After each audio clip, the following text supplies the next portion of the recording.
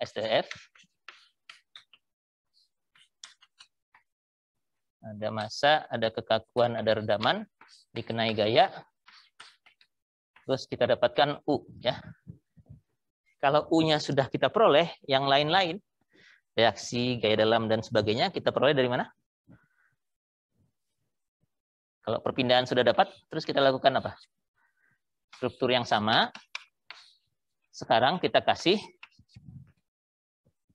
namanya apa dulu? Dikasih gaya apa? Kalau U-nya sudah selesai, terus untuk analisis lain-lainnya, nggak ingat? Karena kita nggak bisa menganalisis struktur kalau nggak dikasih gaya, kan? Kalau dikasih perpindahan, bingung Anda. Bisa sih, tapi susah. Gitu. Jadi dari perpindahan ini, kita harus ubah jadi gaya. Gayanya namanya apa dulu? Gaya statik ekivalen. Kita kasih gaya statik, analisisnya juga statik, tapi dia sudah ekivalen dengan dinamik. Kenapa? Karena Fs-nya sudah memasukkan perpindahan ini. Ya. Apa dulu formulanya? Ada yang masih ingat? Fs sama dengan? Apa? Kalau pakai M boleh. M kali percepatan. Kalau ini kebetulan U, karena saya masih pakai modelnya ini, belum pakai spektrum. Itu kalau pakai spektrum bisa pakai. Kalau spektrum respons sudah ada percepatan. Tapi kalau masih perpindahan begini, yang standarnya adalah K kali perpindahan. Ya. Jadi kalau ini yang baru saja kita peroleh, belum tahu percepatannya berapa, jadinya begini. Tapi karena kita pakai pseudo acceleration bisa sih. M kali 2 dot.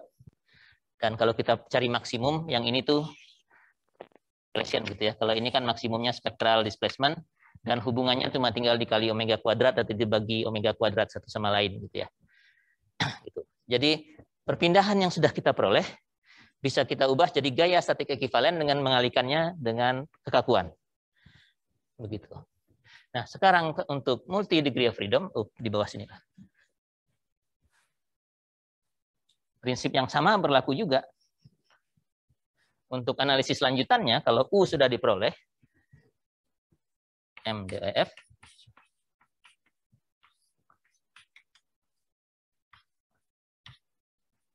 gitu ya.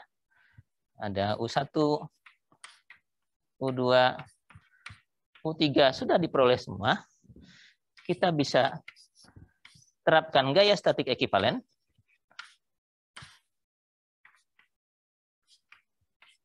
Di mana ini semua adalah vektor gaya statik ekivalen. Bentuknya vektor karena gayanya banyak. Ya, di setiap derajat kebebasan harusnya ada gayanya. Kita tinggal terapkan. Ini juga namanya gaya statik ekivalen. Artinya, kalau Anda terapkan gaya ini, analisisnya cukup secara statik. Seperti analisis struktur di semester yang lalu. Ekivalennya karena dinamiknya sudah masuk. Ekivalen. Kira-kira formulanya apa? Bedanya ini dengan ini hanya ukurannya saja. Di sini kita dapat U, di sini kita dapat semua U. U1, U2, U3, U4. Mestinya yang ini jadi apa? Analoginya. Apa? Matriks K kali U, benar. Ya. Ini. Ya.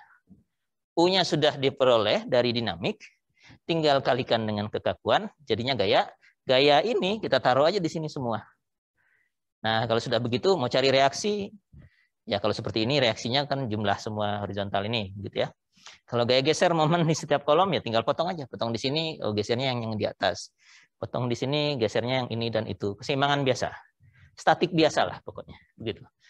Jadi, begitu perpindahan kita peroleh, kita bisa ubah perpindahan itu dengan mengalihkannya dengan matriks kekakuan untuk mendapatkan gaya statik ekivalen. Lalu gaya statik ekivalen tinggal kita analisis terhadap strukturnya secara statik biasa. Gitu. Dinamiknya sudah diperoleh waktu memperoleh U-nya. Ini fungsi waktu? Iya, fungsi waktu. Karena U-nya fungsi waktu. Tapi analisisnya statik, gitu, nggak perlu persamaan gerak lagi. Ya. Jadi kalau di sini ada sinus omega T, kosinus omega T, sembarang dan macam-macam, di sininya juga ada sinus omega T, tapi sudah nggak masalah. Gitu. Tinggal Anda jumlahkan reaksinya, pokoknya ini tambah ini, tambah ini. sama dengan reaksi. Ada sin di dalamnya, ya masukkan aja sinnya dan cos dan sebagainya.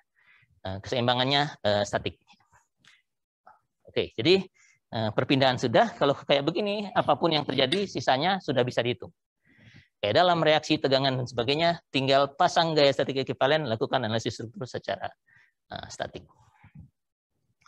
Tapi kelemahannya itu tadi, bahwa kita harus dapatkan semua dulu, seluruh ragam, kemudian U-nya harus V kali ragam, baru kemudian gayanya juga semua bisa kita taruh.